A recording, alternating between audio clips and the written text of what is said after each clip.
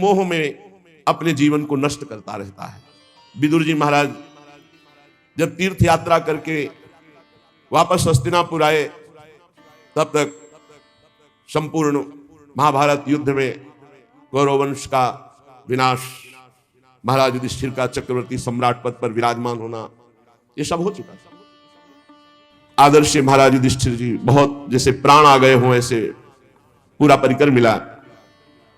फिर अंदर महल में गए तो देखा धृतराष्ट्र जी को, तो एकांत की मांग की, कोई हमारे पास नहीं रहे। फिर धृतराष्ट्र जी से कहा, तुम्हें शर्म नहीं आती? तुम श्वान की तरह जीवन व्यतीत करो, अभी तुम्हें वैराग्य नहीं हुआ? बड़े कठोर वचन। ये कटु वचन क्या होते हैं? जाकर वैराग्य प्रज्वलित करते हैं। श्वान जैसा, जैसे टुकड़ा दे दो बस पड़ा रहता है। जिनको तुमने बचपन से नष्ट करने की कोशिश की, उन्हीं पांडवों के दिए हुए टुकड़े से पेट पाल कर अब कौन सा जीवन व्यतीत करना चाहते हो? उठो, अभी चलो हमारे साथ। महाराज धृतराष्ट्र भगवान की कृपा पात्र है, भगवान व्यासदेव जी द्वारा प्रकट है, कोई अज्ञानी नहीं है।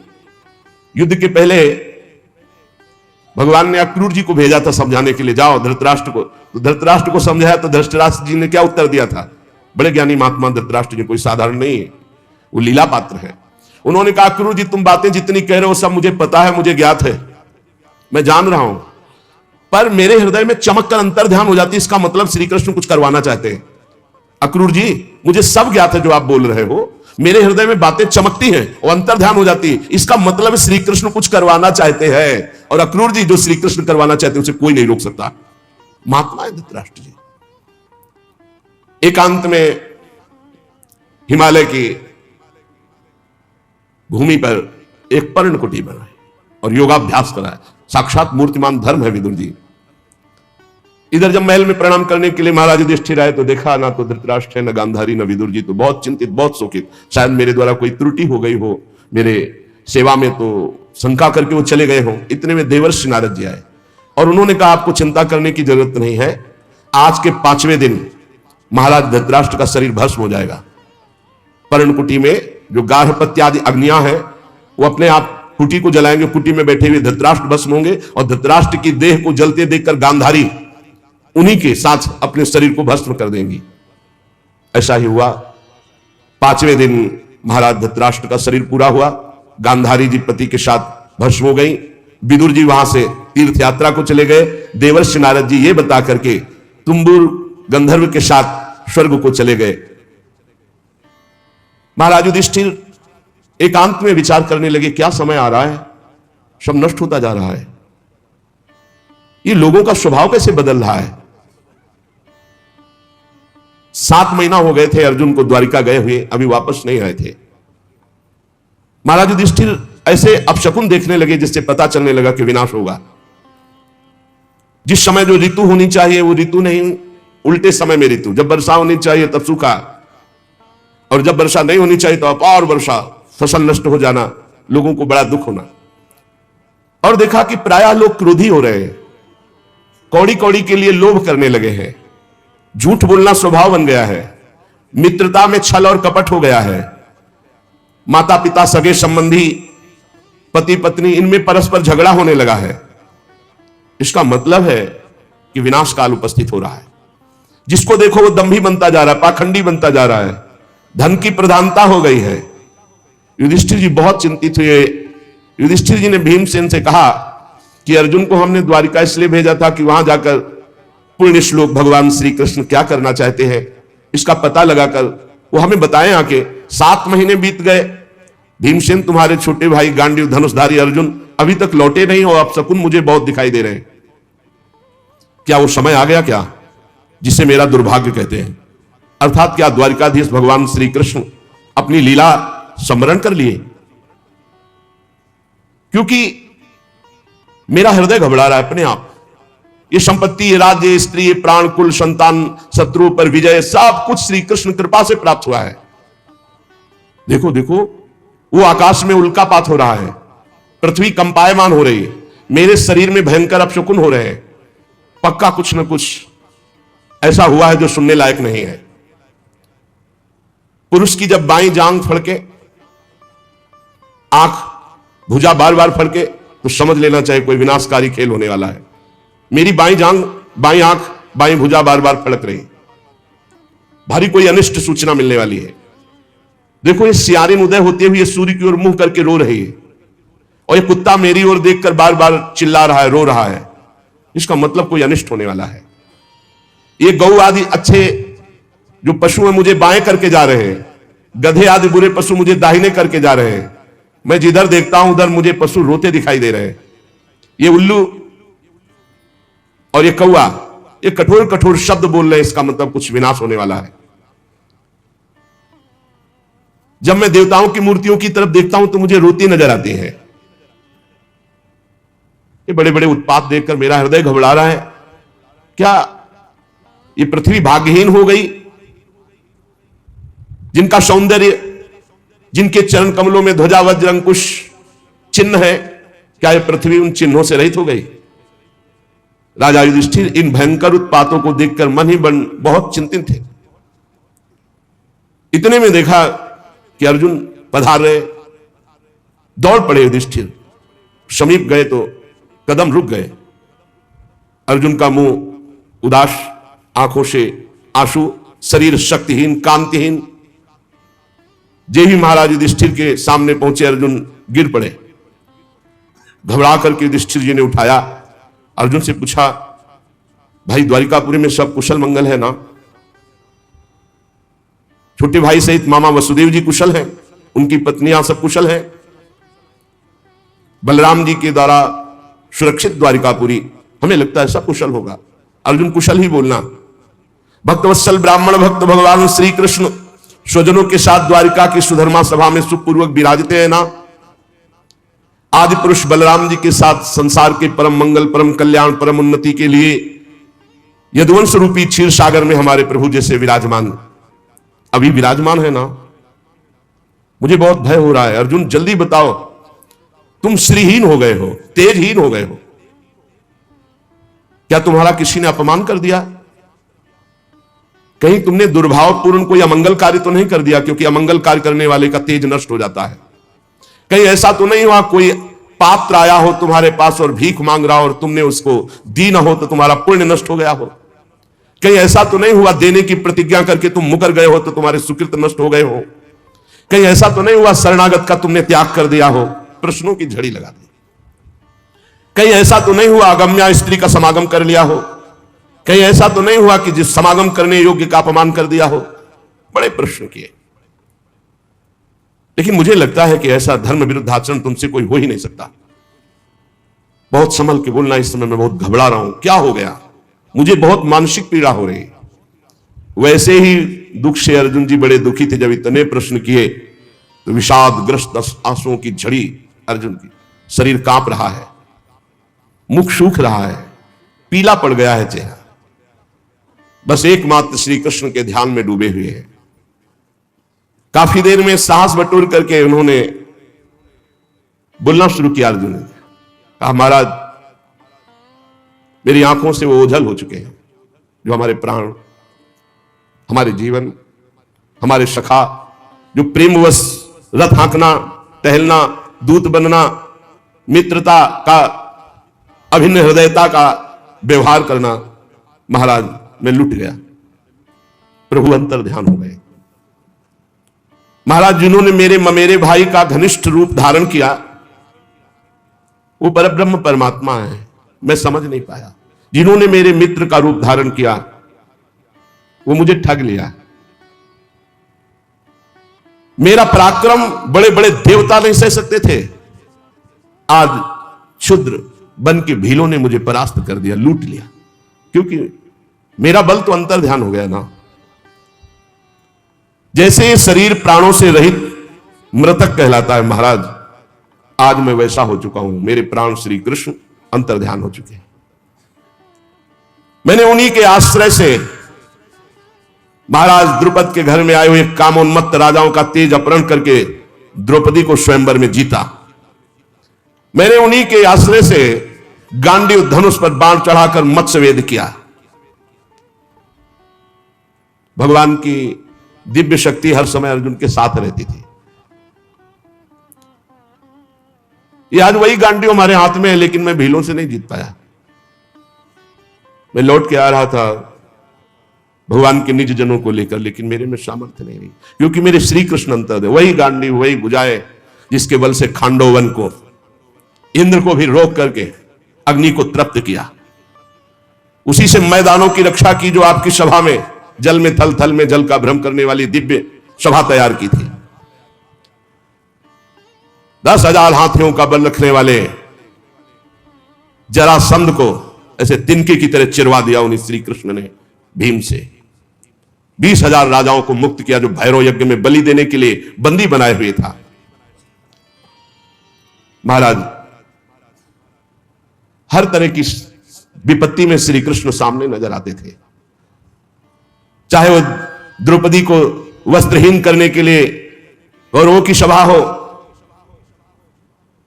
या वनवास के समय दुर्योधन के षड्यंत्र से भेजे हुए 10,000 शिष्यों के साथ दुर्वासा ऋषि, हर समस्या का समाधान श्री कृष्ण थे।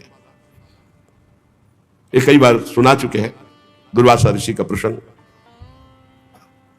बड़ा कठिन है किसी महापुरुष को प्रसन्न कर लेना, लेकिन जिनका भगवान से अनुराग नहीं वो लाभ नहीं ले पाते। 4 महीने दुर्वासा जी की बड़ी सेवा की दुर्योधन ने। दुर्वासा जी ने कहा, वरदान मांगो, चातुर्मास भर तुमने सेवा की, क्या चाहते हो? दुर्योधन ने विचार किया कि पांडवों का जड़ से नाश हो जाए, बढ़िया अवसर है। तो उनका ब्राह्मण, हमारे ज्येष्ठ भ्राता महाराज युधिष्ठिर वनवास में है, आप 10,000 शिष्यों के साथ जाएं और उनका आतिथ्य स्वीकार करें, तब जब द्रौपदी जी बटलोई में प्रसाद पाले। द्रौपदी पालिए, फिर वहां कुछ नहीं। सिद्ध सूर्यदेव के द्वारा दी हुई बटलोई थी। तथास्तु कहकर दुर्वासा जी ठीक उसी समय पहुंचे जब द्रौपदी जी प्रसाद पाके बटलोई मार्जन करके रख दिया। शिष्य मंडली 10,000, आगे दुर्वासा जी। जी महाराज धर्मराज जी के समीप पहुंचे, साष्टांग दंडवत किया। महाराज आगे, आज तो हमारे अहोभाग्य, आप कृपा करके दर्शन दिए।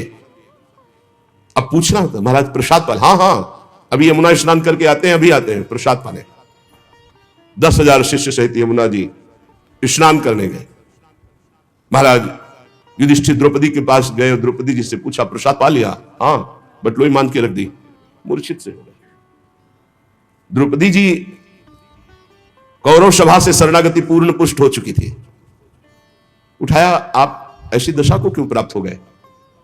तो उनका, बटलोई में तुमने पा लिया, धो के रख दिया। 10,000 शिष्यों के साथ महाक्रोधी दुर्वासा ऋषि आते ही साफ दे देंगे। अब क्या 10,000 के लिए कंदमूल फल भी एकत्रित नहीं कर सकते? द्रौपदी ने कहा, एक बटलोई का तुम्हें इतना भरोसा है?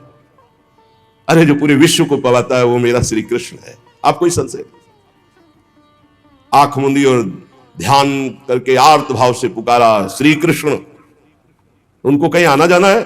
देखा पीतांबर फहराते हुए मुस्कुराते हुए चले आ रहे हैं। आकर के पहले कहा, द्रौपदी बहुत भूख लगी, कुछ पवाओ। समस्या पे समस्या। अरे महाराज, इसी समस्या से तो आपको याद किया है। नहीं कृष्ण ने बाद में, बड़ी भूख लगी, कुछ खाने को दो। द्रौपदी ने फिर गदगद कंठ से कहा, प्रभु ऐसे तो मेरे बड़े भाग्य है कि आप ऐसे कह रहे, पर प्रभु इस समय कुछ नहीं है, बटलोई मांझ के रख दिया। अच्छा तो जरा बटलोई लाना। ये कर तुम अकर तुम मन था कर तुम, सर्व समर्थ भगवान का प्रताप देखो। कोई साधारण स्त्री भी जूठा पात्र थोड़ी धो के रखे कि रख दिया, उसमें जरा भी शीत लगा हुआ है। फिर ये तो पतिव्रता है, देवी है, ये कोई स्त्री से प्रकट है क्या? द्रौपदी यज्ञ से प्रकट है। दूसरी बात, जब भगवान सूर्य ने कह दिया कि द्रौपदी के पाने के बाद कुछ नहीं बचेगा, तो कुछ नहीं बचेगा। लेकिन श्री कृष्ण है, एक साक का शीत निकाला। कहां से निकाला? बटलोई से। सिद्ध बटलोई, धुली बटलोई, ये है श्री कृष्ण। और कहा इतने में तो पूरा विश्व तृप्त हो जाएगा।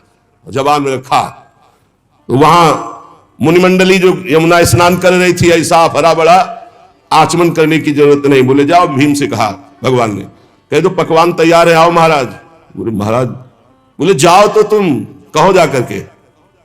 जो ही भीमसेन गए तो वहां सब दुर्वासा जी से कहा, महाराज रसोइये ने ऐसे सुंदर व्यंजन बनाए, आप पधारे। तो उनका देखो, आचमन करने की जगह नहीं। वैसे तो अगर 2 मिनट लेट हो जाते तो हम सब भाग जाते यहाँ से, क्योंकि किसी के सामर्थ्य नहीं है। शिष्यों ने कहा, गुरुजी आदेश मत कर देना, आचमन करने की जगह नहीं।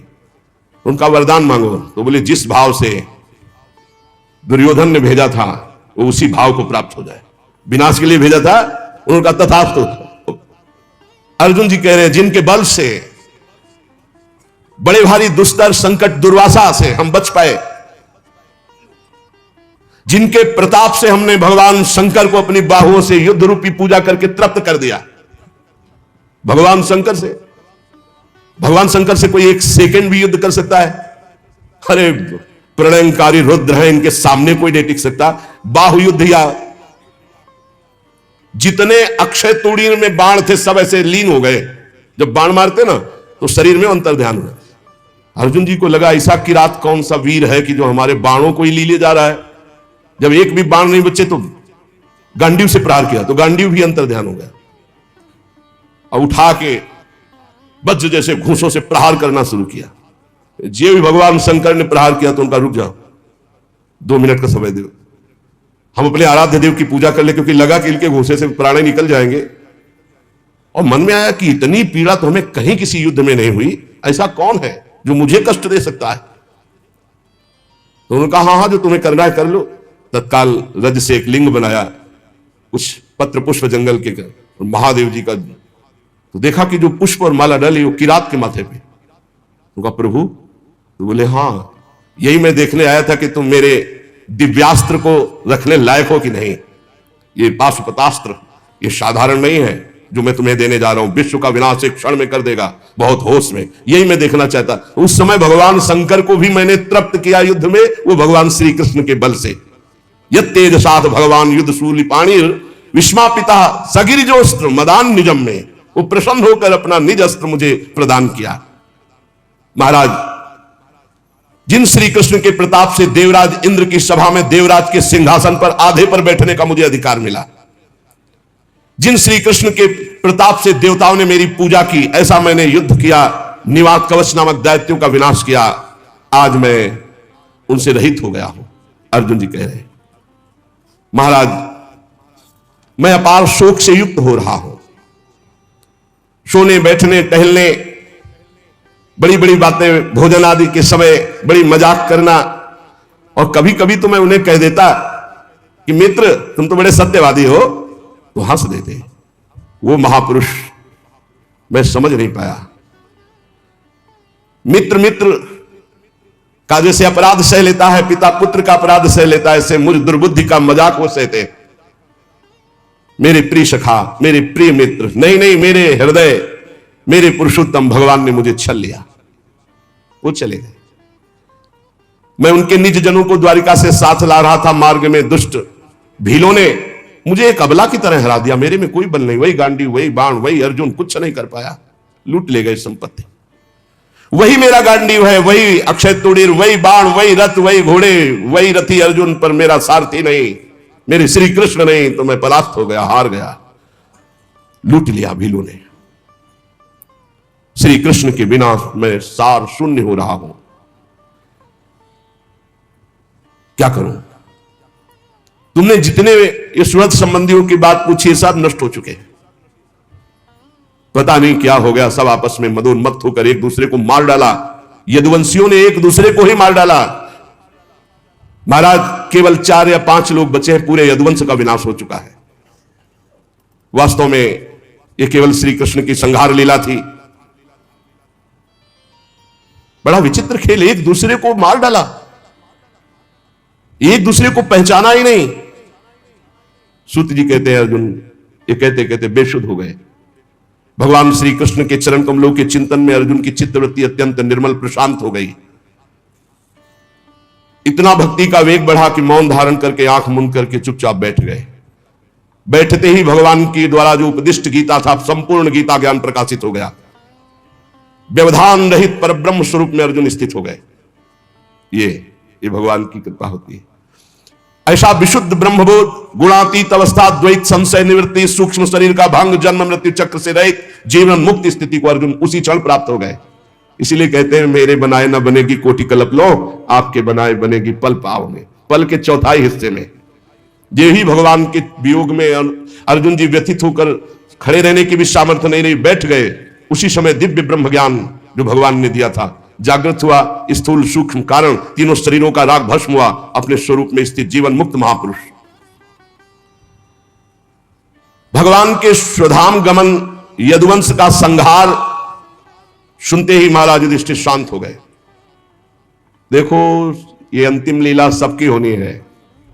निश्चय किया महाप्रस्थान, महाप्रस्थान कहते हैं मृत्यु को, अब महाप्रस्थान करना है। जन्म मृत्यु रूप संसार से अब मुख मोड़ लिया महाराज युधिष्ठिर जी ने। जब भगवान ने शरीर त्याग दिया तो अब हमारा इस मृत्यु लोक में क्या काम। जिस समय भगवान श्री कृष्णचंद्र जी ने इस पृथ्वी से अपने शरीर को अंतर ध्यान किया, उसी समय पाप और अधर्म में फंसाने वाला कलयुग का राज्य लागू हो गया। उसी समय से महाराज युधिष्ठिर ने कलयुग का फैलना देखा। देश में, नगर में, घरों में, प्राणियों के हृदयों में असत्य, छल, हिंसा, अधर्म, व्यभिचार, ये सबकी बढ़ोतरी हो रही। अपने भाइयों से कहा महाप्रस्थान का निश्चय करो, अब रहना नहीं इस पृथ्वी में, बड़ा मंगल रूप होगा कलयुग का। विनयी पौत्र महाराज परीक्षित, जो अब कुछ सयाने हो चुके थे, गुणों में महाराज युधिष्ठिर के समान थे, समुद्र से घिरी हुई पृथ्वी के सम्राट पद पर हस्तिनापुर में महाराज परीक्षित का अभिषेक किया। और यहां मथुरा में शूरसेनाधिपति के रूप में अनिरुद्ध के पुत्र वज्र जी का अभिषेक किया। इसके बाद युधिष्ठिर जी ने प्राजापति यज्ञ करके आह्वानी अग्नियों को अपने में लीन किया और जड़वत होकर जैसे पागल बाल खोल लिए, सब वस्त्राभूषण उतार दिए, एक चीर वस्त्र लंगोटी धारण किया, भावना से वाणी को मन में, मन को प्राण में, प्राण को अपान में, अपान को उसकी क्रिया मृत्यु में, मृत्यु को पंचभूत शरीर में लीन कर दिया। शरीर को मृत्यु रूप अनुभव करके त्रिगुण में मिला दिया, त्रिगुण को मूल प्रकृति में, मूल प्रकृति को सर्व कारण रूपा प्रकृति में, प्रकृति को आत्मा में, आत्मा को ब्रह्म में विलीन करके जीवन मुक्त हो गए तत्काल। यह है भगवान के निज जनों का महामहिमामय स्वरूप। जीवन मुक्त, आवागमन मुक्त, पहले मुक्त, अब चीर वस्त्र धारण किया और नियम लिया कि मुख में ना जल जाएगा ना अन्न जाएगा, जब तक प्राण है ना अन्न ना जल। मौन, केश खोल लिए और बिना किसी को देखे सुने बोले निकल पड़े। पर ब्रह्म स्थिति, उत्तर दिशा की ओर बढ़ते चले जा रहे हैं। भीमसेन, अर्जुन, नकुल, सहदेव, द्रौपदी, इन्होंने जब देखा कि भैया इस महाप्रस्थान को, तो ये भी महाप्रस्थान को भगवान श्री कृष्ण के चरणों का सब ध्यान करते हुए महाराज युधिष्ठिर के पीछे पीछे महाप्रस्थान। सबकी बुद्धि एकमात्र कृष्णाकार, सबकी बुद्धि श्री कृष्ण में लगी हुई। फलतः एक एक गिरते जा रहे हैं। भीमसेन बताते जा रहे हैं, द्रौपदी गिरी, नकुल, सहदेव हिमालय में, एक बार भी पीछे मुड़कर नहीं देखा। अर्जुन गिरे, भीमसेन में अकेले महाराज, सीधे विमान आया था महाराज युधिष्ठिर जी के लिए, और ये शरीर छोड़कर दिव्य लोक को पहले ही प्राप्त हो गए।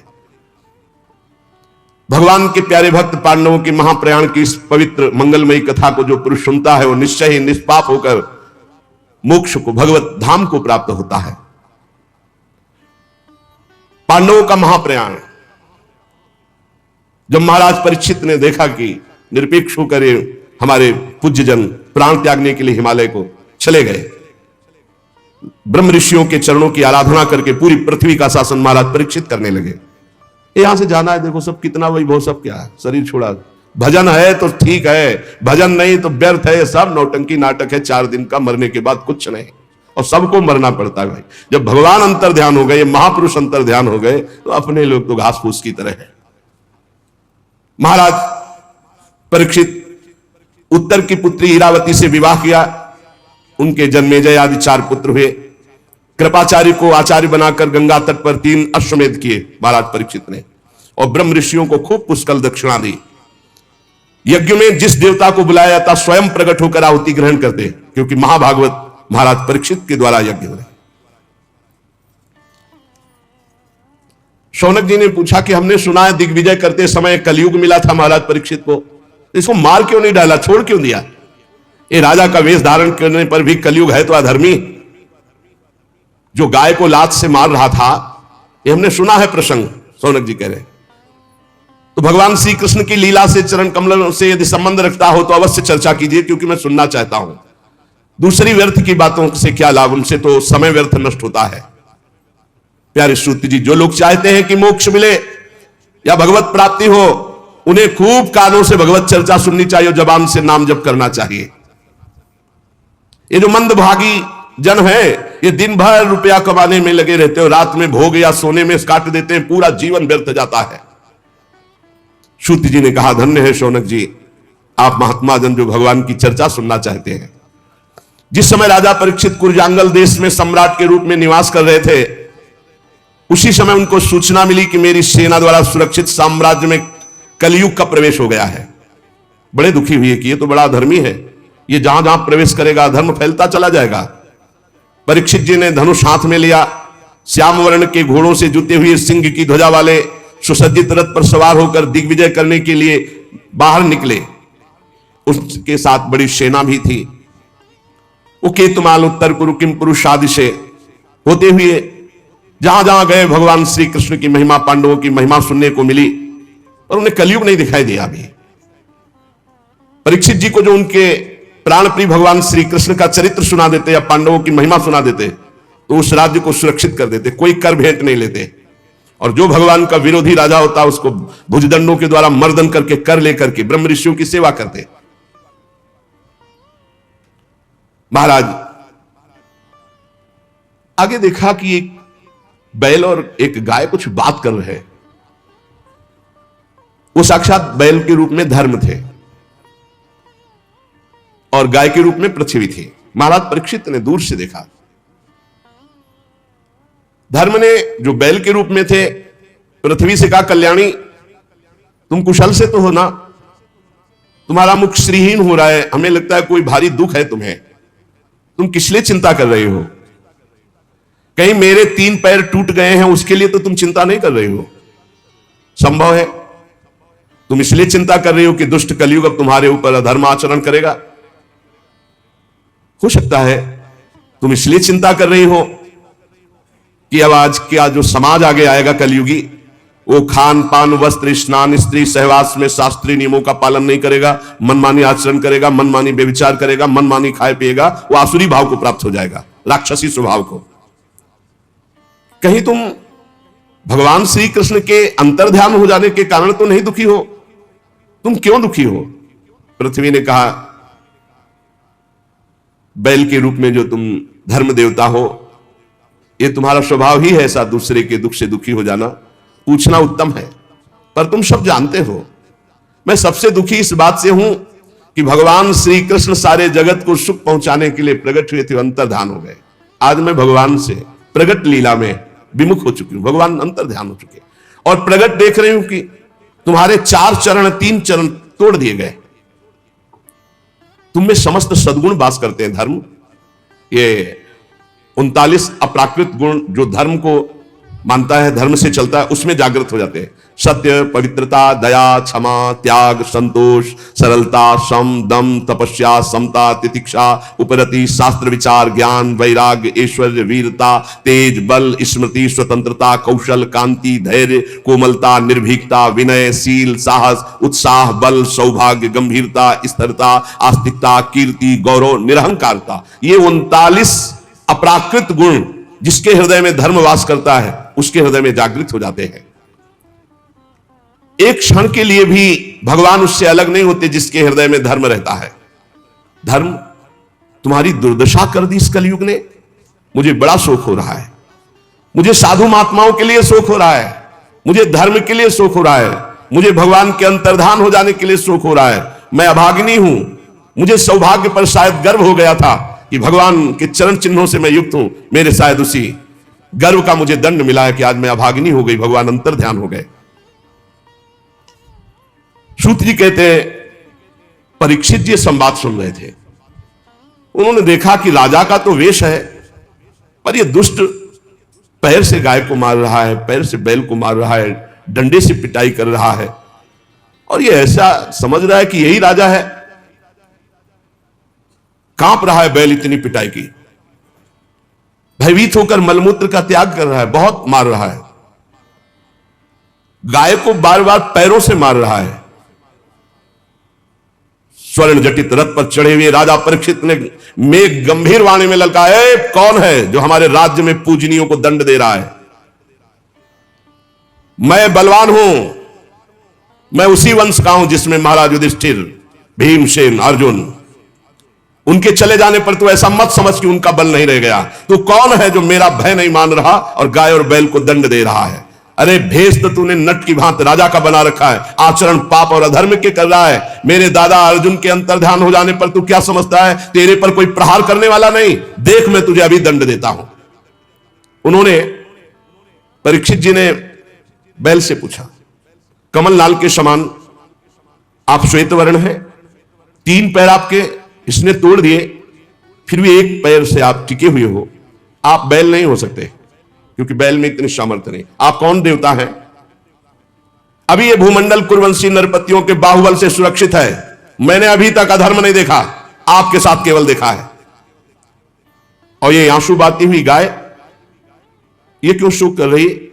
और ये कौन है जो निर्भय होकर तुम पर प्रहार कर रहा है? मैं दुष्टों का दंड देने वाला हूं। देवी, मेरे राज्य में कोई दीन को, धर्म को तनिक भी कष्ट पहुंचाए तो मेरी कीर्ति, आयु, ऐश्वर्य, परलोक सब नष्ट हो जाए। मेरा परम धर्म है, उसे मैं जानता हूं। सुरभिनंदन, आप 4 पैर वाले हैं, 3 पैर आपके तोड़ दिए, आप कौन हैं? आपका कल्याण हो, आप बताइए। अगर कोई देवता भी होगा तो मैं उसकी बाजूबंद से भुजा काट डालूंगा यदि आपको कष्ट दे। आप निश्चित निर्भय हो जाइए और परिचय बताइए कि आप कौन है और आपको दुख देने वाला है कौन है। धर्म ने कहा, राजन देखो, धर्म कभी किसी का दोष वर्णन नहीं करता, साक्षात धर्म बोल रहे। धर्म ने कहा, राजन आप महाराज पांडु के वंशज हैं, आपका इस प्रकार आश्वासन देना आपके योग्य है, क्योंकि आपके पूर्वजों के श्रेष्ठ गुणों ने भगवान श्री कृष्ण को उनका सारथी और दूत तक बना दिया। शास्त्रों के विभिन्न वचन, इसलिए मैं निर्णय करके नहीं बता सकता कि मुझे दंड कौन दे रहा है, क्योंकि जिस शास्त्रों का वर्णन है कि द्वैत है ही नहीं कोई दूसरा, तो फिर दुख का कारण क्या हो सकता है? अज्ञान ही तो है, दूसरा कोई है नहीं, द्वैत है ही नहीं। कोई प्रारब्ध को दुख मानते हैं तो उसमें प्रारब्ध भी तो अपने कर्म के द्वारा बनता है। कोई स्वभाव को मानते हैं तो स्वभाव भी तो अपना ही होता है। और कोई ईश्वर को दुख का कारण मानते हैं तो ईश्वर कैसे दुख दे सकता है, क्योंकि अपना कर्म ही दुख देता है। इसलिए मैं बताने में असमर्थ हूं कि कौन मुझे दुख दे रहा है। आप अपनी बुद्धि से निर्णय कर लीजिए कि मुझे कौन दुख दे रहा है। ये बात सुनकर के बहुत प्रसन्न हुए परीक्षित और समझ गए। परीक्षित ने कहा, मैं जान गया तुम बैल नहीं हो, तुम साक्षात धर्म हो, क्योंकि धर्म कभी किसी को दोषी नहीं ठहराता। अवश्य भगवान धर्म का मैं साक्षात वृषभ के रूप में दर्शन पा रहा हूं। आप अपने को दुख देने वाले का नाम इसलिए नहीं बता रहे हैं, ध्यान देना, कि जो पापी पाप करता है, पाप करने के कारण नरक प्राप्त होता है, वही उस पापी की पाप चर्चा करने वाले को मिलता है। यह धर्म का सिद्धांत है।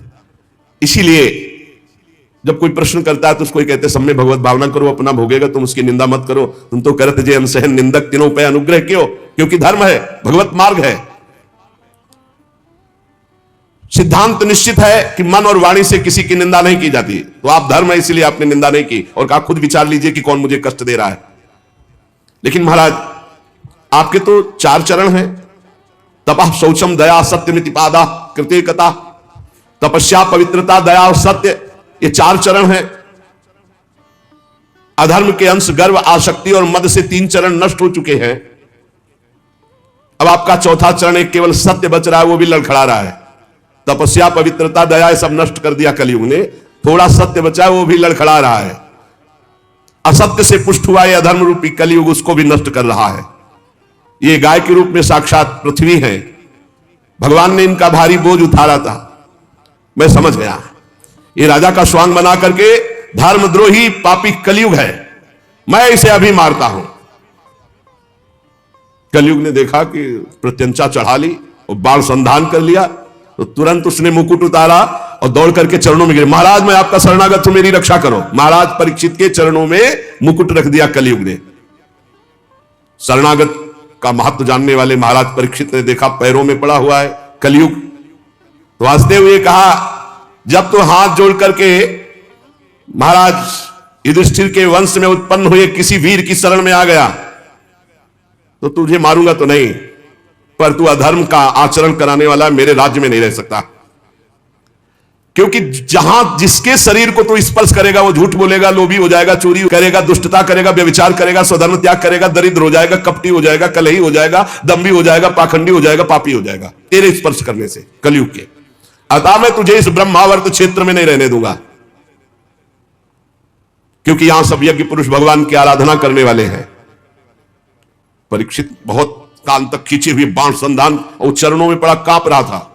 देखा कि मैं कहां जाऊंगा, जहां जाऊंगा तहां इनका राज्य है, मुझे मारेंगे, तो इनको फंसाऊं पहले। महाराज आप सार्वभौम सम्राट हैं, यत्रा क्वचन वत्स्यामि सार्वभौमम तवाज्ञा लक्ष्य तति तत्रापि त्वामातेषु सरासनम। मैं जहां रहने की सोचता हूं वहां देखता हूं महाराज परीक्षित बाण संधान करिए हुए खड़े हैं। महाराज मुझे कहीं भी जगह नहीं मिल रही, आप मुझे जगह दीजिए जहां मैं रह पाऊं। मैं आपका शरणागत हूं, मारोगे हुए नहीं और पूरे राज्य में रहने दोगे नहीं तो कुछ तो जगह बता दो, मैं जहां देखता हूं आप धनुष बाण संधान किए हुए दिखाई दे रहे हो। बड़े प्रसन्न हुए परीक्षित जी, और वो यही चाहता था किसी तरह इनका क्रोध शांत हो, मैं इनको फंसा पाऊं। परीक्षित जी ने विचार किया कि हमारे राज्य में महापाप कोई नहीं कर रहा है। अभ्यर्थी तदा तस्मै स्थानानि कलये ददौ द्यूतम पानम स्त्रिया सूना यत्ता धर्मस चतुर्विधा। ये 4 महापाप महाराज के राज्य में कोई नहीं कर रहा था उस समय। मदिरा नहीं पीना, जुआ नहीं खेलना महाराज परीक्षित के राज्य में, और पर स्त्री का सहवास नहीं करना और किसी की हिंसा करके मांस नहीं खाना। ये 4 बातें। तो सोचा ये प्राय हमारे राज्य में है नहीं, तो इसके रहने के लिए स्थान दे दिया 4। शराब पीने वाले, पराई स्त्री के प्रति काम भाव रखने वाले, जुआ खेलने वाले और हिंसा करके मांस खाने वालों की बुद्धि में कलयुग का वास हो। और जहां कलयुग का वास है, लोभ, झूठ, चोरी, दुष्टता, स्वधर्म त्याग, व्यभिचार, दरिद्रता, कपट, कलह, दम, दूसरे पाप सब बढ़ते चले जाएंगे। मतलब घोर पाप कराता है जिसकी बुद्धि में। तो समझ लीजिए, मदिरापान, मांस भक्षण, परिस्त्री गमन, जुआ खेलना, ये 4 स्थान महाराज परीक्षित ने कलयुग को दिए। और कहा महाराज आप तो ये सब कूड़ा ही करकट दे दिए, और आपके राज्य में ऐसे है नहीं, मुझे डर लगता है। कोई एक तो स्थान महाराज हम पर दया करो, कोई एक स्थान तो थोड़ा। महाराज परीक्षित विचार करने लगे और कहा हमारे राज्य में कोई चोरी भी नहीं कर, तो जो स्वर्ण की चोरी करे उस पर बोले बस बस बस महाराज बस पर्याप्त है, पर्याप्त, आगे का काम तो हम करवा लेंगे, बस स्वर्ण की चोरी, धन की चोरी। अर्थात जब जुआ खेला जाता है तो इसमें झूठ की प्रधानता होती है, जब शराब पिया जाता है तो इसमें अहंकार की प्रधानता होती है, जब स्त्री संभोग किया जाता है तो काम की प्रधानता होती है, जब हिंसा की जाती है तो वैर की प्रधानता होती है, और जब धन आदि की बात होती है, अधर्म के द्वारा घूस आदि लेना, ये सब स्वर्ण चोरी के अंतर्गत है, तो रजोगुण की प्रधानता होती है। और रजोगुण छाया हुआ कलयुग ने सोचा आप किसी की भी बुद्धि नहीं बकाया रखेंगे, सब में हमारा वास हो जाएगा, क्योंकि रजोगुण चोरी कहीं ना कहीं छल कपट छुपाव इतने में हमारा प्रवेश हो जाएगा। परीक्षित ने 5 स्थान दिए, जुआ खेलना, शराब पीना, परिस्त्री गमन करना, हिंसा मांस खाना और रजोगुण चोरी करना, छल कपट किसी भी तरह से धन का अपहरण करना। कलयुग 5वें स्थान का वास स्वीकार करके बड़ी सावधानी से देखने लगा कि किसमें झूठ है, किसमें अहंकार है, किसमें काम है, किसमें वैर है, किसमें रजोगुण है, कौन शराब पीता है, कौन परिस्त्री गमन की भावना रखता है, कौन मांस खाता है, कौन जो मिले बस। और चोरी तो बढ़ना शुरू हो गया, बुद्धि भ्रष्ट कर दी। राजा परीक्षित ने अपने पुण्य बल से धर्म के 3 चरण जोड़ दिए, तपस्या, पवित्रता और दया, और चौथा तो सत्य था ही। आश्वासन दिया जब तक हमारा राज्य है तब तक आप सुरक्षित रहेंगे। अभिमन्यु नंदन राजा परीक्षित बड़े प्रभावशाली। श्रुति जी कहते हैं अद्भुत कर्मा भगवान श्री कृष्ण की कृपा से राजा परीक्षित अपनी माता की कोख में अश्वत्थामा के ब्रह्मास्त्र से भगवान की कृपा से नहीं जले, भगवान का दर्शन पाया। लेकिन एक घटना घट गई कि एक छोटे ब्रह्म ऋषि बालक के शाप ने उनको भस्म कर दिया। तक्षक सर्प काटेगा आज के 7वें दिन और तुम मर जाओगे, तो वो बात ऐसी हुई। ब्रह्मास्त्र नहीं जला पाया, लेकिन ब्रह्म ऋषि के वाक अस्त्र ने भस्म कर दिया। पर प्राण उनके भयभीत नहीं हुए, वो गंगा तट का आश्रय लेकर भगवान सुखदेव जी के मुख से श्रीमद् भागवत सुनकर भगवत प्राप्ति की। कलयुग में एक बहुत बड़ा गुण है, इसीलिए परीक्षित ने इसको मारा नहीं। इसमें मन से पाप करने पर कोई दंड नहीं मिलेगा। अन्य युगों में मन से भी मानसिक पाप का भी दंड मिलता था। इसमें जब तक शरीर से कर्म नहीं बनेगा तब तक उसका पाप दंड नहीं मिलेगा। और पुण्य तो मन से करने पर लाभ में प्राप्त हो जाएगा। जैसे चलते हैं, कल जो है वृंदावन की परिक्रमा लगा, अचानक कोई घटना घटी, कोई ऐसा आप नहीं कर पाए तो आपको वो मिलेगा। कलयुग का एक बहुत बड़ा प्रताप कि इसका मानसिक संकल्प से पुण्य कर्म तो प्राप्त हो जाता है, लेकिन पाप कर्म का फल नहीं मिलता। गोस्वामी जी ने भी लिखा है, कलिकर एक पुनीत प्रतापा, मानस पुण्य होए और नहीं पापा। तो यहां कह रहे बड़ा भारी इसमें लाभ है। अगर मानसिक पाप का फल मिलता तो हमें लगता है कि नरक ही मिलता और कोई रास्ता ही नहीं रहता, क्योंकि मन तो गंदी गंदी बातें सोचता रहता है। परंतु पाप कर्म तभी लागू होगा जब शरीर से क्रिया होगी, संकल्प मात्र से नहीं। और ये कलयुग प्रमादी लोगों पर ज्यादा आक्रमण करता है, जो समय व्यर्थ करते हैं। नाम जप करो, भगवत लीला गायन करो। कभी कहां कलयुग है, कहां इस समय कलयुग है? जब भगवत चर्चा सुन रहे, भगवत नाम कीर्तन, भगवत भजन, तो अब बैठ के इधर उधर भोगों का चिंतन करोगे, गंदी बातों का। तो भगवान श्री कृष्ण चंद्रजू के चरण कमलों का मादक मधुर मधु संतों के संग से प्राप्त होता है। इसीलिए भगवत प्रेमी भक्तों के लव मात्र के सत्संग के समान न स्वर्ग है न मोक्ष है, फिर तुच्छ इन मृत्यु लोक के भोगों की तो बात ही क्या। महाराज, हम भगवान श्री कृष्ण की लीलाओं से भरे हुए पावन चरित्र को सुनना चाहते हैं। सूत जी ने कहा, अहो आप महात्माओं के संग से आज मेरा जन्म धन्य हो गया, क्योंकि जब महापुरुषों से बातचीत करने का अवसर मिल जाता है तो सारे पाप नष्ट हो जाते हैं, हृदय पवित्र हो जाता है बातचीत मात्र से। वास्तव में अनंत भगवान की हम पर बड़ी कृपा है, जो आप 88,000 ऋषि बैठकर भगवत चर्चा सुन रहे हैं और बार बार प्रश्न करते हैं भगवान की लीला कथा का। भगवान के गुणों की क्षमता भी जब कोई नहीं कर सकता तो उनसे बढ़कर कोई हो ही कैसे सकता है। उनके गुणों की विशेषता समझाने के लिए इतना कह देना पर्याप्त है कि लक्ष्मी जी अपने को प्राप्त करने की इच्छा से प्रार्थना करने वाले ब्रह्मादि देवताओं को छोड़कर भगवान के ना चाहने पर भी उनके चरण कमलों की रच का सेवन करती है। ब्रह्मा जी ने भगवान के चरणों का प्रक्षालन करने के लिए जो जल समर्पित किया, वही जल गंगा जी के रूप में आज त्रिभुवन को पावन कर रहा है और भगवान देवादिदेव महादेव अपने माथे पर उसे धारण किए हुए हैं। ऐसी अवस्था में त्रिभुवन में श्री कृष्ण के अतिरिक्त भगवान शब्द का दूसरा और क्या अर्थ हो सकता है? सूत जी कहते हैं, जिनके प्रेम को प्राप्त करके धीर पुरुष बिना किसी हिचक के देह गे आदि की दृढ़ आसक्ति को छोड़ देते हैं, उन परमहंसों के स्वामी, परमहंसों की प्रिय आत्मा भगवान श्री कृष्ण की आराधना के सिवा हम किसकी आराधना करें? ऋषियों, जैसे पक्षी अपनी शक्ति के अनुसार आकाश में उड़ते हैं, वैसे ही विद्वान लोग अपनी अपनी बुद्धि के अनुसार भगवान के लीला चरित्रों का गायन करते, पर पार कोई नहीं पा सकता। एक दिन की बात है कि राजा परीक्षित धनुष लेकर वन में शिकार खेलने के लिए निकले। यह शिकार मांस भक्षण के लिए नहीं होता था, ये उन पशुओं का शिकार होता था जो रोगी पशु होते थे, जिनसे संक्रामक रोग प्रजा को फैलने का होता था, तो उनको जान जान करके फिर उनका उद्धार करते थे। ये राजा का कर्तव्य होता था। महाराज शिकार खेलने में बहुत आज पीड़ा को प्राप्त हुई, भूख प्यास थकान, पता नहीं क्यों अभी तक नहीं हुआ था, क्योंकि कलयुग ने विचार किया कि इन्हीं के ऊपर सवार हो। हमने संतों से सुना कि जब जरासंध का वध हुआ तो उसका जो मुकुट था वो भीमसेन ले आए थे। तो आज पता नहीं क्या महाराज परीक्षित के, संतों से सुना है हमने, महाराज परीक्षित ने वही मुकुट धारण किया, जो ही धारण किया सो कलयुग उसमें विराजमान हो गया। आज थोड़ा ही अभी उनको प्यास लगाई, बड़ी भूख लगाई, शरीर में बड़ी थकान, ऐसा कभी नहीं हुआ था। क्या जंगल में वो जलाशय नहीं थे क्या? क्या राजा के पास सुविधा नहीं होती क्या? क्या राजा कभी अकेले जाता है? सैनिक और व्यवस्था चक्रवर्ती सम्राट है, कोई साधारण आदमी थोड़ी है कि धनुष बाण उठाया और शिकार को चल दिए। पूरा वैभव, बड़े बड़े सरोवर, बड़े हुक्म कर देते तो कौन सी बात थी जो वहां पूर्ण ना हो जाती। लेकिन सबको छोड़कर अकेले एक ऋषि के आश्रम में निकल चले गए, रोक दिया सबको, ऋषि के आश्रम में गए। देखा वहां शांत भाव, शरीर देह भाव से ऊपर उठे हुए समाधि में स्थित महापुरुष,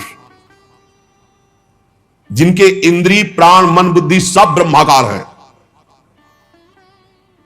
प्राण भी संचलित नहीं हो रहे, शांत ब्रह्म में स्थित ऐसी समाधि, जड़ की तरह, ठूठ की तरह एकदम, बस जागृत स्वप्न सुषुप्ति तीनों अवस्थाओं से ऊपर तुरी पद में स्थित महापुरुष, जटाएं बिखरी हुई है, कृष्ण मृग चर्म नीचे धारण किए। परीक्षित जी वहां गए और कहा, मैं प्यासा हूं, सुनो मेरा गला सूख रहा है, पानी पिलाओ। कभी ऐसा नहीं, ब्रह्म ऋषि के आश्रम में ऐसा आदेश चक्रवर्ती सम्राट होते, कभी ऐसा नहीं। ताज उतार करके वहां नंगे पैर, बहुत हाथ जोड़कर, ऐसे कभी नहीं। आज कलयुग बुद्धि में बैठा हुआ इसलिए ऐसा हो गया। अब वहां कोई हो बाहर तो वो तो समाधिस्थ है, ना उनको आसन मिला बैठने को, ना पीने को पानी, ना कोई शब्द, ना कोई मीठी बात। आज उनको अपमान का बोध हो रहा है, मेरा अपमान। चक्रवर्ती सम्राट महाराज परीक्षित आए, ना कोई मीठे शब्द, ना कोई आसन, ना कोई जल। आज दृष्टि बदली हुई है। देखा ऋषि को ढोंग तो नहीं कर रहा, बुद्धि का खेल है। आज तक कभी ऐसा नहीं। तो देखते हैं, अभी बाहर निकले तो एक मरा हुआ सर पड़ा था, ऐसे धनुष की प्रत्यंचा से नोक से उठाया जाके ऐसे। अब वो थे ही नहीं, वो तो अंतर में भाव समाधि में डूबे हुए चल पड़े। पहला जिंदगी का, इसमें लिखा हुआ है, पहला जिंदगी का घटना अवसर था जो ये अपराध बना महाराज परीक्षित। आज तक कोई अपराध नहीं बना। पहला अभूतपूर्व, सहसा अभूतपूर्व, कभी ऐसा नहीं हुआ। ये पहली बार हो रहा है, क्योंकि खोपड़ी में कलयुग बैठा है। मरा हुआ सांप डाल दिया, उपहास करते हैं, राजधानी में चले आए। अमन में सोचते यार महात्मा जो है मुझे देख करके आंख बंद कर लिया होगा कि क्या राजाओं से बात करें, हमारा राजाओं से क्या प्रयोजन है, झूठ मूठ समाधि का ढोंग कर रहा है। इतना सोच जाना, नहीं नहीं नहीं। एस किम निवृत्ता से करणों मिलित एक क्षण मृषा समाधि, झूठी समाधि रच रहा है, ऐसा सोचते चले जा रहे वापस। और इंद्रियां भगवदाकार, मन भगवदाकार, प्राण भगवदाकार। जानते हैं परीक्षित जी ये स्थिति, पर आज कुछ दिमाग काम नहीं कर रहा। ऐसा कभी नहीं हुआ। बार बार कह रहे हैं कि ये महात्मा झूठ मूठ समाधि का ढोंग रच रखा है। अब आज कुछ और ही बात है। अब वो तो समाधिस्थ ही है, उनको तो पता ही नहीं। इतने में कुछ लड़के देखे, ब्रह्म ऋषियों के बालकों ने देखा कि राजा आश्रम में गया, वापस लौट गया। तो वहां गए तो देखा को तो समाधिस्थ है, उनके गले में मरा हुआ सर्प। समीक ऋषि नाम उनका जो समाधिस्थ है। अब वो दूसरे ऋषि कुमार गए और श्रृंगी ऋषि से कहा कि बड़ी बड़ी बातें खेल में मारता था मैं आप तेरे पिता के गले में मरा हुआ सांप डाल दिया, चक्रवर्ती सम्राट परीक्षित ने दुर्व्यवहार किया, अपमान किया, भला कुछ कर ले तू। श्रृंगी ऋषि ने कहा सत्य सत्य, स्नान कर रहे थे अभी बालक थे, सत्य, उनका पक्का त्रिकाल सत्य, ऐसा ही किया है महाराज परीक्षित ने। था उन्होंने कहा हो अधर्मा पालानाम पीमनाम बलिभुजामिव स्वामिन्यघम यद दासानाम द्वारपानाम सुनामिव। ये चक्रवर्ती सम्राट कहलाने वाला ये उच्छिष्ट भोजी कौआ इतना संड मुसंड हो गया कि हम ब्रह्म ऋषियों की मर्यादा को भंग कर रहा है। ये हमारा दास होकर दरवाजे पर रहना चाहिए, घर में जाकर स्वामी का अपमान करने का अधिकार इसको किसने दिया? ब्रह्म ऋषियों के सामने सब झुकते हैं, सब सेवक है, इसे द्वार पर खड़े रहना चाहिए था। एक घर में घुस करके ऐसा अपराध कैसे कर दिया? क्या समझता है? भगवान श्री कृष्ण परमधाम चले गए तो कोई शासन करने वाला नहीं। अरे हम ब्रह्म ऋषि बालक हैं, आज इस मर्यादा तोड़ने वाले उद्दंड राजा को मैं दंड दूंगा। ऐ ऋषि बाल को मेरा तपोबल देखो। छोटे बालक है श्रृंगी ऋषि,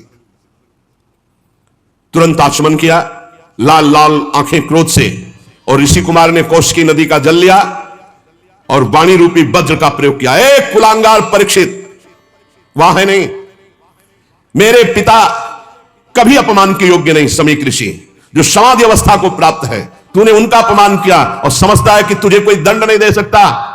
तो सुन, मैं सत्य तुझे दंड दे रहा हूं वाणी का। आज के 7वें दिन भयानक विषधर सर्प जो तक्षक है वो आएगा और तुझे डसेगा और तेरी मृत्यु होगी, कोई तुझे नहीं बचा पाएगा। इस शाप दिया दंक्षति स्म कुलांगारम, आज के 7वें दिन तक्षक सर्प तुझे डसेगा, कोई नहीं बचा सकता।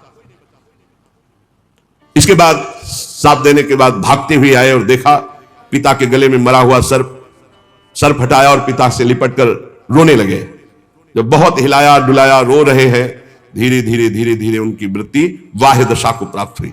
आंख खोली और पूछा, बेटा तुम क्यों रो रहे हो? ब्रह्म ऋषि के बालक हो, ऐसे कैसे रुदन कर रहे हो? तो उनका पिताजी वो राजा परीक्षित आए थे, वो तो बड़े कड़वे शब्दों में बोल रहे हैं, और उसने आपका अपमान करते हुए मरा हुआ सर्प आपके गले में डाला, और मैंने उसको आज दंड दे दिया है कि 7 दिन में तक्षक सर्प 7वें दिन आएगा और तुझे डसेगा, तू मर जाएगा। अरे ये क्या किया तूने? इतने बड़े धर्म से युक्त धार्मिक राजा को ऐसा दंड दिया जाता है? नहीं नहीं, तू बालक है, मूर्ख है, तूने बड़ा पाप कर दिया, समीक ऋषि ने कहा। परीक्षित कहीं शाप के योग्य है, पर खेद है कि तेरे वचन मिथ्या नहीं किए जा सकते। ये बात पिता है ब्रह्म ऋषि बालक, तो उनका खेद है कि अब तेरे वचन मिथ्या नहीं किए जा सकते। ये तो बहुत बड़ा दंड है, तेरी बुद्धि कच्ची है, तू अभी साधुता को नहीं समझता है। अरे भगवत स्वरूप राजा है, वो आया था, कुछ इससे क्या जाता है भाई? चाहिए तो ये था हम खड़े होकर अर्घ देते, उनको जल पिलाते, पर हम थे नहीं, समाधि में थे। अरे राजा ना हो तो हम भजन नहीं कर सकते, अराजक तत्व बढ़ जाएंगे और वो हमारे भजन में विक्षेप पहुंचाएंगे। बड़ा तूने गलत किया। परीक्षित बड़े यशस्वी और धर्म धुरंधर हैं, वो आए हुए थे, उनका हमें सम्मान करना चाहिए। ना समझ बालक तूने साप दे दिया। हे भगवान, दोनों पर कृपा करो, अर्थात श्रृंगी ऋषि पर भी और परीक्षित पर। अब उधर परीक्षित जी महाराज जे भी जाकर के मुकुट उतार कर, ये क्या, मैं इतने बड़े महात्मा के आश्रम गया, ना प्रणाम ना नमस्कार, ऊपर से मरा हुआ सर्प, ये मेरी बुद्धि को क्या हो गया? और मैंने दोष दर्शन किया कि ये पाखंड कर रहे हैं, नाटक कर रहे हैं, समाधि, ये कैसे हो गया? हे भगवान, वो बहुत व्यथित है और मन में विचार रहे हैं, बड़ा पश्चाताप है। वो मन में विचार रहे कि भगवान मुझे कोई भयानक दंड मिले, मैंने बहुत बड़ा अपराध किया। पवित्र हृदय है ना, मैंने महात्मा का अपमान कर दिया, इसके फलस्वरूप शीघ्र से शीघ्र भारी कोई घटना घटे, हमारे ऊपर विपत्ति आवे, मैं दुख भोगूं। मैंने एक संत का अपमान कर दिया। मैं सच चाहता हूं, हे ईश्वर, हे परमात्मा, मेरा प्रायश्चित इस पाप का जरूर हो, कोई ना कोई अशुभ बात सुनने को मिले, कोई ना कोई दंड मिले, जिससे मैं दोबारा कभी ऐसा दुस्साहस ना करूं। ऐसा हो कि ब्रह्म ऋषि क्रोध करके मेरे राज्य को, मेरी सेना को, मेरे खजाने को भस्म कर दे, या मुझ दुष्ट को ही नष्ट कर दे। परीक्षित जी ऐसा जाकर के सोच रहे हैं। इस प्रकार चिंता कर ही रहे थे कि समीक ऋषि के द्वारा भेजे हुए 2 ऋषि वहां पहुंचे। महाराज, आपको सूचना भेजी समीक ऋषि ने, बड़ी शीतलता होगी, जरूर कोई ना कोई दंड विधान हुआ होगा। बोलिए। ऋषि कुमार श्रृंगी ने आपको शाप दे दिया है कि 7वें दिन तक्षक सर्प आएगा और आपको डसेगा, आप भस्म हो जाएंगे, आपकी मृत्यु हो जाएगी। आहा, वो मना ही रहे थे, उनका हृदय बड़ा शीतल हुआ और उनका भगवान श्री कृष्ण ने अपनापन निभाया और मुझे दंड दिया। बहुत अच्छा लगा, क्योंकि मेरे द्वारा अपराध हुआ था, मैं मांग रहा था कि मुझे कोई प्रायश्चित करने के लिए अवसर मिले, दंड मिले। अब मुझे 7 दिन भगवान श्री कृष्ण के चरणों में मन लगाकर 7वें दिन शरीर छोड़ना है। महाराज जन्मेजय को राज्याभिषिक्त किया और आज के बाद न जबान में पानी जाएगा, ना अन्न जाएगा। संपूर्ण राज्य सुख का त्याग कर गंगा के तट पर बैठ गए। जो गंगा जी भगवान का चरण धोवन है, लोकपालों सहित समस्त लोगों को पावन करती हुई गंगा जी, उन्हीं के समीप जाकर मरणासन व्रत लिया। ना गंगा का किनारा छोड़ेंगे, ना एक बूंद जल पाएंगे, ना एक टुकड़ा अन्न पाएंगे। पूरा राज्य का मोह, परिवार का मोह, शरीर का मोह त्याग दिया। जो ही बड़े बड़े ब्रह्म ऋषियों में चर्चा फैली कि परीक्षित जी को ऐसा साप, और परीक्षित जी अनशन आमरण व्रत लेकर गंगा तट पर बैठ गए हैं, तो बड़े बड़े ऋषि मुनि वहां आने लगे। देखो ये भगवान की कृपा, पात्र पर कैसी कृपा होती है। उस समय सबसे पहले अत्रि जी पधारे, फिर वशिष्ठ जी, च्यवन जी, शरद्वान, अरिष्टनेमि, भृगु, अंगिरा, पराशर, विश्वामित्र, परशुराम, उतथ्य, इंद्र, प्रमद, इद्मवा, मेधातिथि, देवल, अरिष्टसेन, भरद्वाज, गौतम, पिप्पलाद, मैत्रेय और कवश, अगस्त, नारद, व्यास, बड़े बड़े ब्रह्म ऋषि, अरुणादि राज ऋषि, ये सब विश्व में जब हाहाकार मच गया कि महाराज परीक्षित को शाप मिला श्रृंगी ऋषि का, 7वें दिन तक्षक सर्प आएगा और भस्म कर देगा, तो वो गंगा के किनारे आमरण अनशन व्रत लेकर बैठ गए हैं। परीक्षित जी सबकी पूजा करते हैं, सबके चरणों में सिर रखकर वंदना करते हैं। जब सब बैठ गए, महाराज परीक्षित ने फिर से प्रणाम किया और खड़े होकर शुद्ध हृदय से अंजलि बांधकर कहा, राजा परीक्षित ने कहा, आज मैं अपने मुख से कह सकता हूं कि मैं समस्त राजाओं में धन्य हूं, क्योंकि आप सब महात्मा हमें दर्शन देने के लिए आए। मैं धन्याति धन्य हूं। आप महापुरुषों का प्रेम, मैंने किसी को बुलाया नहीं, आप स्वयं आए हैं, इसलिए मैं अपने को धन्य कह रहा हूं। राजवंश के लोगों से तो प्राय निंदित कर्म बच जाते हैं, वो आप महात्माओं की चरण धोवन से दूर पड़ जाते हैं, परंतु मैं भी तो राजा हूं। देहगे में आसक्त था, आज एक महात्मा के बालक की कृपा हुई और मुझे भगवान श्री कृष्ण का बना दिया। साप देकर संपूर्ण राज्य का त्याग, संपूर्ण परिवार का त्याग, शरीर के राग का त्याग, भोजन पानी का त्याग। आप लोग, मां गंगा जी सब हम पर बहुत प्रसन्न हैं। ब्राह्मण कुमार श्रृंगी ऋषि के साप का कोई दूसरा कारण नहीं, केवल कृपा ही कृपा है। मुझे कृपा दिखाई दे रही है, मुझे कोई डर नहीं, कोई परवाह नहीं, क्योंकि आप सब संतों ने घेर लिया कर। आप बड़े कृपालु हैं। मैं सब महात्माओं से यही प्रार्थना करता हूं कि मेरा बार बार जन्म हो और मेरे अपने श्री कृष्ण में प्रेम हो। सबसे आशीर्वाद ये चाहता हूं कि बार बार जन्म हो और भगवान श्री कृष्ण में प्रेम हो। महाराज परीक्षित परम धीरवान दृढ़ निश्चय करके गंगा जी के तट पर पूर्वाग्र पोशाक करके उत्तर मुख होकर बैठ गए। महाराज आमरण अनशन का निश्चय करके बैठे। देवता लोग पुष्पों की वर्षा कर रहे थे परीक्षित जी के ऊपर। सब संत महात्मा साधु साधु सबने कहा, राजर्षि शिरोमणि भगवान श्री कृष्ण के प्रति ऐसी प्रीति कोई आश्चर्य की बात नहीं, क्योंकि आप पांडवों के ही वंशज हैं। आपने एक क्षण में शरीर संबंधी भोग, शरीर संबंधी राज, शरीर संबंधी रिश्ते नाते सबका त्याग कर दिया। धन्य है आप। अब हम भी तब तक यहीं रहेंगे जब तक आपका परम धाम गमन नहीं होगा। ऋषियों ने कहा, जब तक आप भगवत धाम नहीं जाएंगे हम सब ऋषि यहीं बैठे रहेंगे 7 दिन 7 रात। ऋषियों के वचन सुनकर राजा परीक्षित ने उन फिर मुनियों का अभिनंदन किया और ऋषियों से प्रार्थना की कि आप सब ओर से पधारे हुए ब्रह्म ऋषि हैं, सत्यलोक में रहने वाले मूर्तिमान वेदों के समान आप हैं। आप लोगों का हम पर बड़ा अनुग्रह है, आपका लोक परलोक में कोई स्वार्थ नहीं है।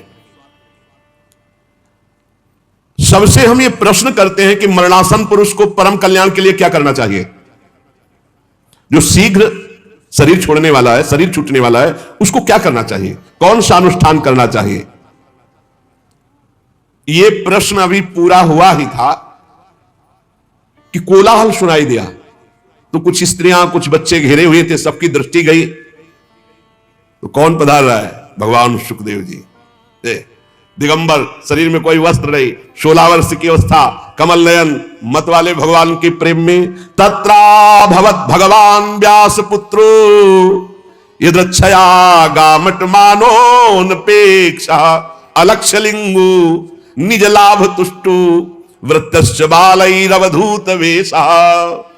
सबने देखा, अरे भगवान श्री सुखदेव जी सब खड़े हो गए, सब ब्रह्म ऋषि खड़े हो गए। पराशर जी भी हैं, व्यास जी भी हैं, वशिष्ठ जी, बाप बाबा पर बाबा सब खड़े हो गए। क्योंकि ऐसी स्थिति, गर्भ से ही परम त्यागी श्री कृष्ण अनुरागी ब्रह्मबोध संपन्न व्यासनंदन भगवान श्री सुखदेव जी, कोई बाह्य आश्रम चिन्ह नहीं, आत्मानुभूति से संतुष्ट। बच्चों और स्त्रियों ने घेर रखा है, वेश अवधूत का अलवास्त। कोई कंकड़ मार रहा है, कोई उपहास कर रहा है, कोई समझ नहीं पा रहा कि किस कोटि के महापुरुष। 16 वर्ष की अवस्था, चरण, हाथ, जंगा, भुजाएं, कंधे, कपोल सब तेजो में, अत्यंत सुकुमार, बड़े बड़े नेत्र मनोहर, नासिका ऊंची, कान बराबर, सुंदर भौहे और मुख से अद्भुत कांति। गला तो मानो सुंदर शंख हो, हंसली ढकी हुई, छाती चौड़ी उभरी हुई, नाक भंवर के समान गहरी, उधर बड़ा ही सुंदर त्रिवली युक्त लंबी लंबी भुजाएं, दिगंबर वेश, मानो साक्षात सूर्य पधार रहे हो। श्याम रंग, चित्त को चुराने वाली यौवन अवस्था, मंद मंद मुस्कुराते हुए, अपने तेज को छिपाए हुए सब ऋषि आसन छोड़ छोड़ करके हाथ जोड़कर खड़े हो गए। राजा परीक्षित तो एकदम आनंद मगन हो गए कि श्रृंगी ऋषि का साप क्या हुआ, वरदान से भी बढ़कर। इतने बड़े बड़े महापुरुषों का साक्षात्कार। जाकर साष्टांग दंडवत किया, सुखदेव जी को लाए और वहीं रेत पर सुंदर आसन पर विराजमान की, पूजा की। जो आसपास घेरे हुए थे उन्होंने देखा इनकी पूजा हो रही तो छोड़ छोड़ के चले गए। ब्रह्मर्षि, देवर्षि, राजऋषियों का समाज बैठा हुआ है उच्चासन पर। सुखदेव जी महाराज, सब महात्माओं ने आदर किया। शांत भाव, अर्ध खुले हुए नेत्र, सुखदेव जी बैठे हुए दिगंबर।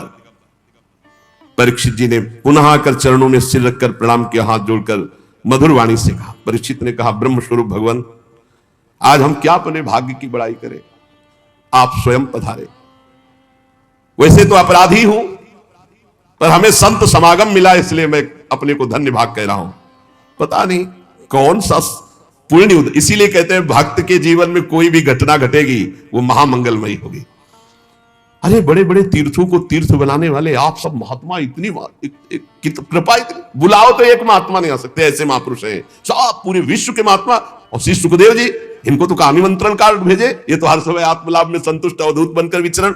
एक से एक परीक्षित जी ने कहा, आज आप सब महात्माओं के दर्शन से मैं परम पवित्र, कोई भय नहीं है। अब दर्शन, स्पर्श, पाद प्रक्षालन, आसन आदि का जो मुझे अवसर दिया गया आप सब महात्माओं के लिए, महायोगिन, आज मैं बहुत खुश हूं, बहुत प्रसन्न हूं।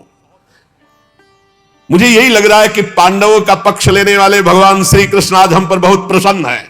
जब द्रवहि दीन दयालु राघव तो साध संगत, आप जैसे महात्माओं का सानिध्य, मैं उन्हीं के कुल में उत्पन्न हुआ हूं, शायद उसी पक्षपात का निर्वाह कर रहे हैं। भगवान श्री कृष्ण की कृपा ना होती तो आप जैसे एकांतवासी अवधूत परमहंस स्वयं पधार कर हमें सुख दे रहे। श्री सुखदेव जी का पधारना, परम गुरु, हमारे पास समय बहुत कम है, इसलिए हम आपको समस्त साधनों में परम प्रवीण साध्य को प्राप्त हुए जानकर आपसे प्रश्न कर रहा हूं कि मरणासन पुरुष को क्या करना चाहिए। यही प्रश्न था जब उठाया था, तभी श्री सुखदेव जी पधारे।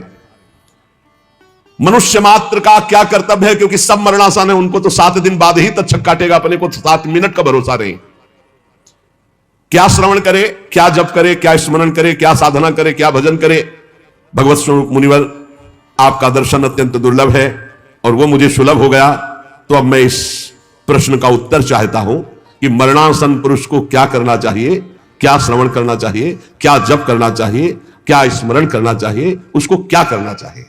अब इसका उत्तर भगवान श्री सुखदेव जी ने जो शेष चर्चा आगे। श्री राधा वल्लभ लाल की जय।